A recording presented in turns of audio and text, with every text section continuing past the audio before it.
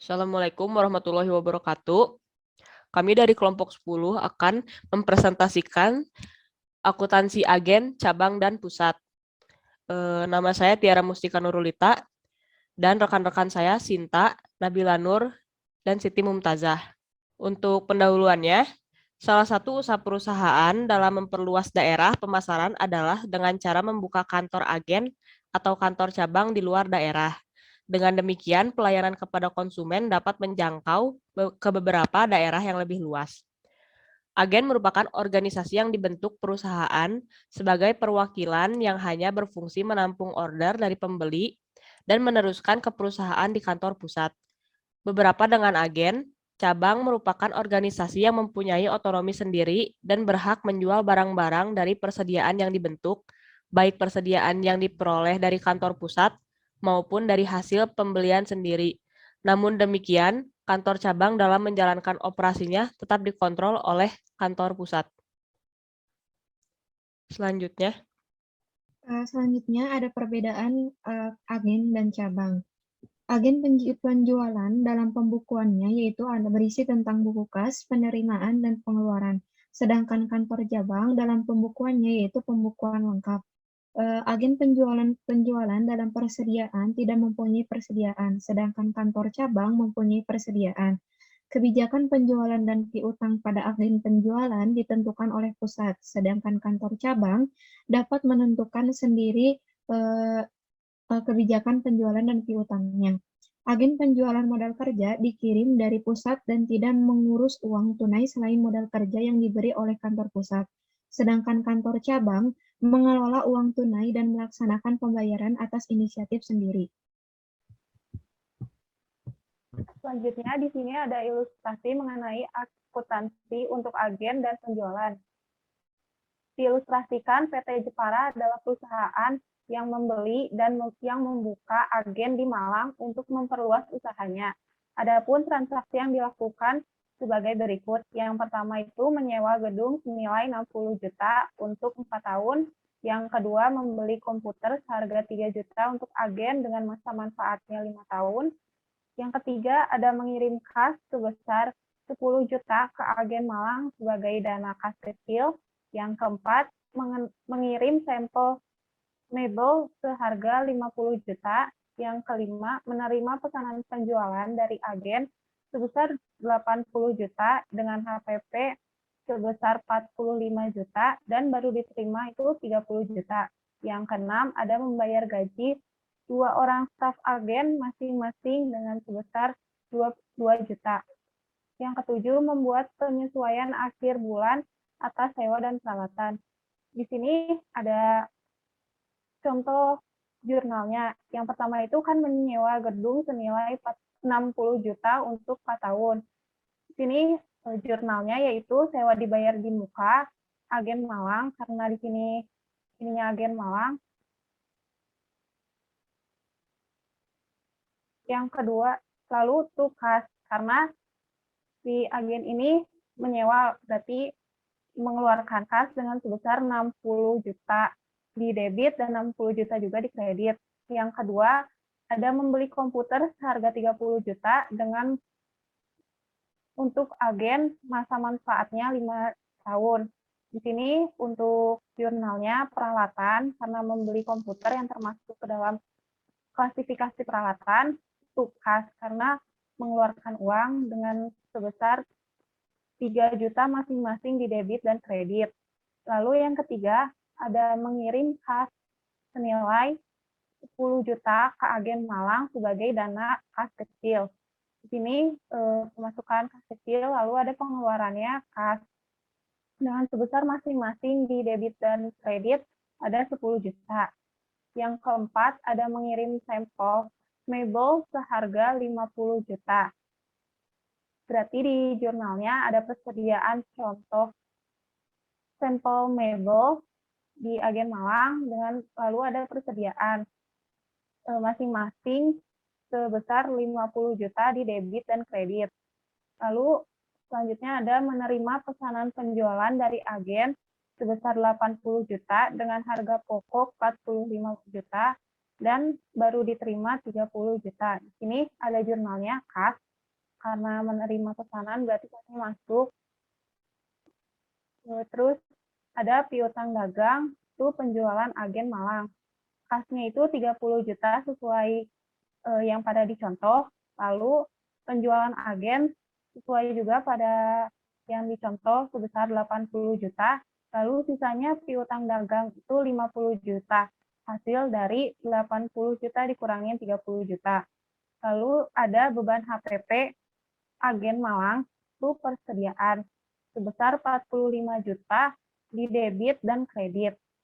Lalu selanjutnya ada membayar gaji dua staf agen masing-masing 2 juta. Di sini ada beban gaji karena membayar gaji kepada karyawan, maksudnya kepada staf agen dengan agen Malang, lalu tukas karena pengeluaran kas sebesar 4 juta karena 2 juta dikali 2 orang. Maka 4 juta di debit dan di kredit. Lalu selanjutnya ada membuat penyesuaian akhir bulan atas sewa dan peralatan. Dengan jurnalnya, beban sewa agen Malang itu sewa dibayar di muka agen Malang sebesar 1.250.000 di debit dan kredit juga 1.250.000. Kemudian di sini ada beban penyusutan agen Malang itu akumulasi penyusutan peralatan sebesar 500.000.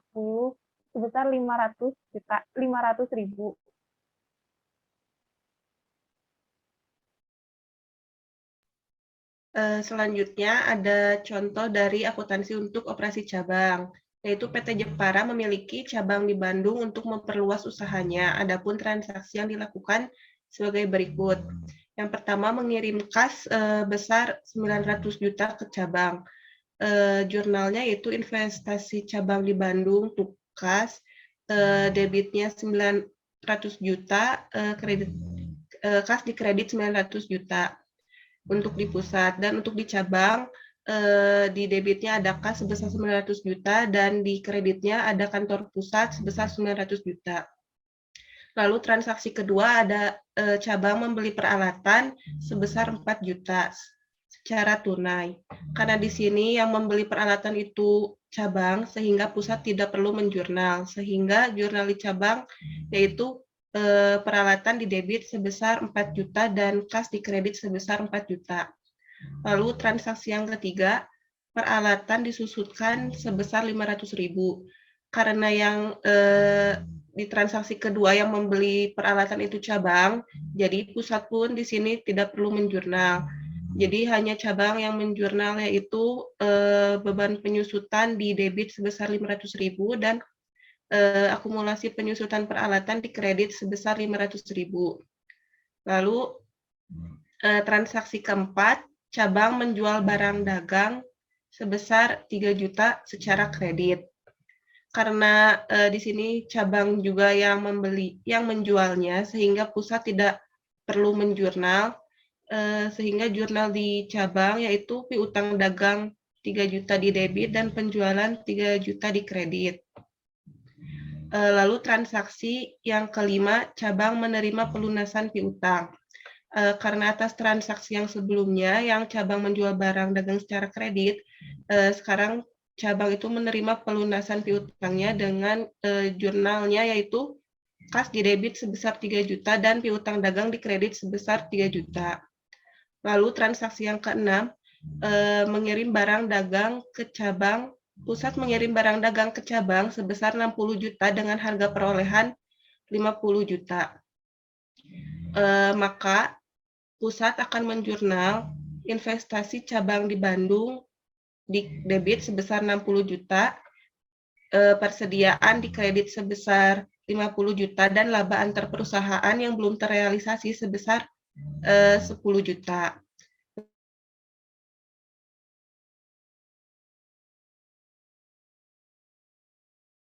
Sebesar 60 juta. Lalu transaksi yang ketujuh, 80% barang dagang dari pusat telah terjual.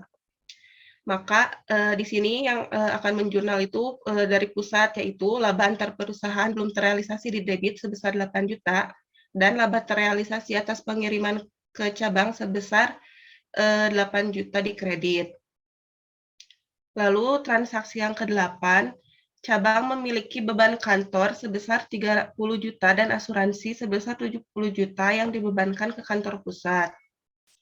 Untuk jurnal yang di pusat itu ada investasi cabang di Bandung sebesar 100 juta di debit, lalu ada beban kantor di kredit sebesar 30 juta, lalu ada beban asuransi di kredit sebesar 70 juta. Lalu untuk di cabang itu ada beban kantor sebesar 30 juta di debit, beban asuransi sebesar 70 juta di debit, lalu ada kantor pusat sebesar 100 juta di kredit. Pembagian beban yang terjadi di cabang tapi dibayar oleh kantor pusat. Lalu beban yang dikeluarkan oleh kantor pusat atas nama cabang.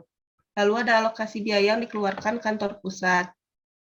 Lalu laporan keuangan untuk internal dilaporkan terpisah antara kantor pusat dan kantor cabang. Lalu laporan keuangan untuk eksternal dilaporkan secara keseluruhan dalam satu laporan. Lalu selanjutnya ada pembagian beban. Yang pertama, beban yang terjadi di cabang tapi dibayar oleh kantor pusat. Yang kedua, beban yang dikeluarkan oleh kantor pusat atas nama cabang. Yang ketiga, alokasi biaya yang dikeluarkan oleh kantor pusat. Lalu laporan keuangan. Laporan keuangan untuk internal itu dilaporkan terpisah antara kantor pusat dan kantor cabang. Lalu laporan keuangan untuk eksternal dilaporkan secara keseluruhan dalam satu laporan.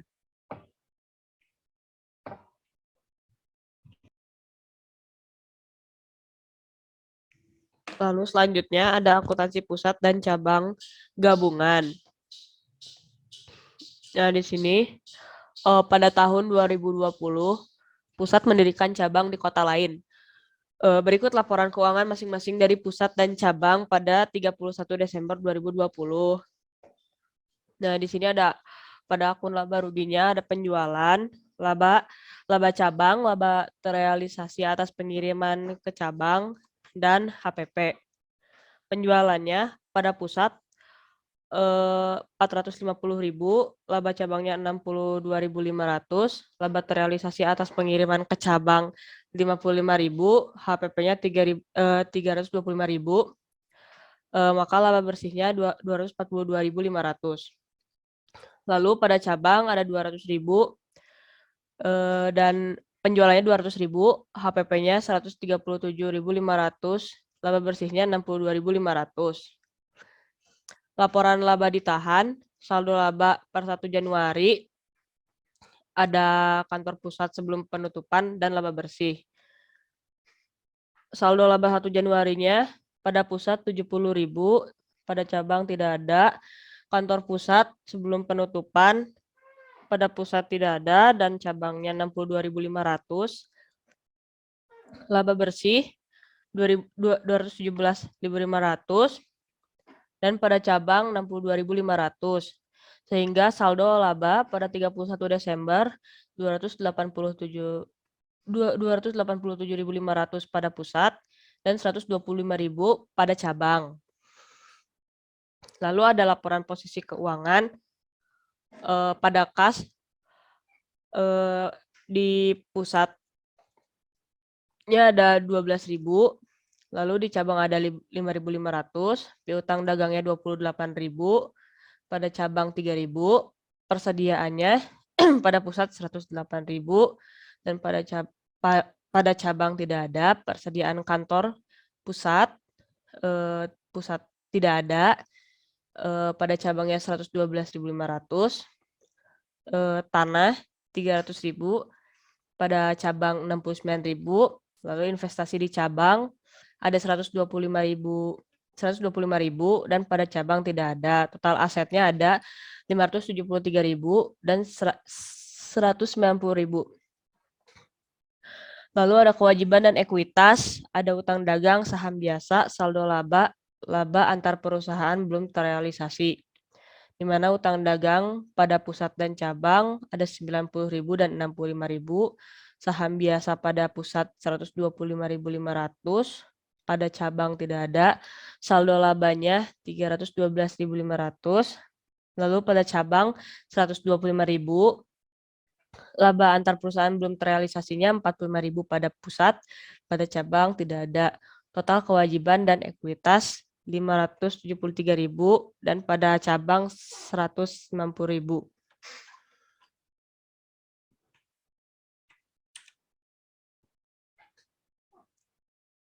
Lalu untuk jurnal umum akuntansi pusat dan cabang, pada pusat pengiriman persediaan ke cabang, ada investasi di cabang sebesar 250.000 di debit, persediaan 150, laba antar perusahaannya belum terrealisasi 100. Lalu ada pada cabang persediaan kantor pusat 250.000, kreditnya kantor pusat 250.000. Lalu ada penjualan cabang dan pengakuan laba terrealisasi oleh pusat, yaitu pada cabang kas itu penjualan 200.000. Lalu ada laba antar perusahaan belum terrealisasi dan itu laba terrealisasi atas pengiriman ke cabang 55.000. Pada cabangnya HPP itu persediaan kantor pusat 137.500. Lalu ada penutupan pada cabang penjualan tuh HPP tuh ikhtisar laba rugi sebesar 200.000, HPP-nya 137.500, ikhtisar laba ruginya 62.500. Dan pada investasi di cabang pada pusat, investasi di cabangnya ada 62.500, itu laba cabang 62.500. Lalu pada cabangnya ada ikhtisar laba rugi, itu kantor pusat 62.500. Lalu ada penutupan pada pusat, laba cabang 62.500, laba terrealisasi atas pengiriman ke cabangnya 55.000, itu ikhtisar laba rugi 117.500. Lalu ikhtisar laba rugi itu saldo laba 117.500. Selanjutnya.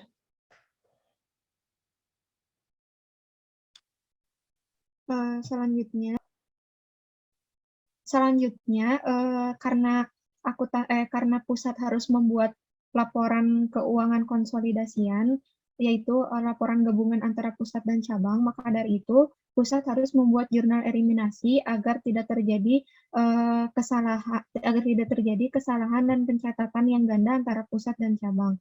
Jurnal eliminasinya antara lain yang pertama ada eliminasi akun antar perusahaan, laba cabang di debit sebesar 62.500 dan kantor pusat di debit 62.500 dan di kredit ada investasi di cabang 125.000. Yang kedua, ada eliminasi laba yang terrealisasi, laba terrealisasi atas pengiriman ke cabang sebesar 55.000 dan harga pokok penjualan di kredit sebesar 55.000. Yang ketiga, ada eliminasi laba yang belum terrealisasi pada persediaan akhir, yang di debit ada laba antar perusahaan belum terrealisasi 45.000 dan di kredit ada persediaan dari kantor pusat 45.000. Yang terakhir ada eliminasi persediaan akhir pusat di cabang, di persediaan di debit ada 67.500 dan persediaan dari kantor pusat di kredit sebesar 67.500. Selanjutnya. Untuk membuat laporan keuangan gabungan, maka pusat membuat kertas kerja gabungan antara pusat dan cabang agar memudahkan untuk proses penggabungan keuangan nantinya. Yang pertama ada laporan laba rugi. Laporan laba rugi antara pusat dan cabang dari laporan keuangan yang telah dijelaskan di awal dan ada eliminasi dan gabungannya. Jadi si penjualan di pusat 455.000 dan di cabang 200.000 yaitu digabung menjadi 650.000 dan laba cabang di pusat 62.500, di cabang tidak ada, dieliminasi 62.500 itu saldonya di debit dan di pusat saldonya di kredit, maka gabungannya kosong, tidak ada, 0. Dan laba terrealisasi atas pengiriman ke cabang. Di pusat ada saldo normal di kredit 55.000 dan dieliminasi 55.000 di debit, maka digabungannya 0. Dan harga pokok penjualan di pusat 325.000 di debit dan di cabang ada 137.500 di debit, di kredit ada eliminasi 55.000 sehingga di gabungannya ada 407.500. Terdapat laba bersih di pusat 242.500, gabungan 62.500, cabang 62.500 dan gabungan 242.500. Laporan laba ditahan antara pusat, cabang, eliminasi, dan gabungan. Laporan laba ditahan saldo laba 1 Januari di pusat ada 70.000, di cabang tidak ada, eliminasi tidak ada, sehingga di gabungannya hanya mencatat yang di pusat 70.000. Kantor pusat sebelum penutupan ada di cabang 62.500 saldo normal kredit dan dieliminasi 62.500 saldo di debit sehingga gabungannya 0. Dan didapat laba bersih di pusat 242.500 dan di cabang 62.500 sehingga gabungannya yaitu 242.500. Didapat saldo laba 31 Desember di pusat 312.500, di cabang 125.000 dan gabungannya 312.500. Laporan posisi keuangan. Laporan posisi keuangan kas di pusat ada 12.000 dan di cabang 5.500 sehingga gabungannya ada 17.500. Piutang dagang di pusat ada 28.000, di cabang 3.000 sehingga gabungannya yaitu ditambahkan 31.000. Persediaan di pusat 108.000 dan di cabang tidak ada namun dieliminasi saldonya di debit yaitu menjadi 175.500 dan persediaan kantor pusat di pusat tidak mencatat sedangkan di cabang mencatat 112.500 dan dieliminasi sebesar 45.000 dan 67.500 di kredit maka gabungannya 0. Dan tanah di pusat mencatat 300.000 dan cabang mencatat 60.000 maka dieliminasi tidak ada sehingga mencatat gabungan 360.000. Investasi di cabang 125.000, investasi di pusat 125.000, di cabang tidak mencatat investasi di cabang maka ada eliminasi di kredit 125.000 sehingga gabungannya 0. Total asetnya di pusat 573.000, di cabang 190.000 dan gabungannya 593.000.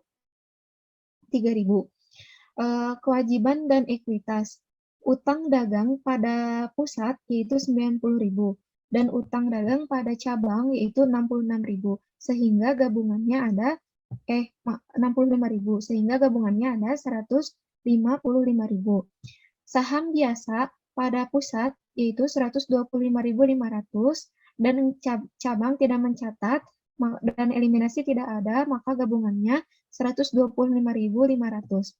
Saldo laba pada pusat 312.500 dan pada cabang 125.000 tidak ada eliminasi maka gabungannya 312.500. Laba antar perusahaan yang belum terrealisasi di pusat mencatat 45.000, cabang tidak mencatat dan dieliminasi 45.000 di debit sehingga gabungannya 0. Total kewajiban dan ekuitas yaitu di pusat ada 573.000, di cabang ada 190.000 dan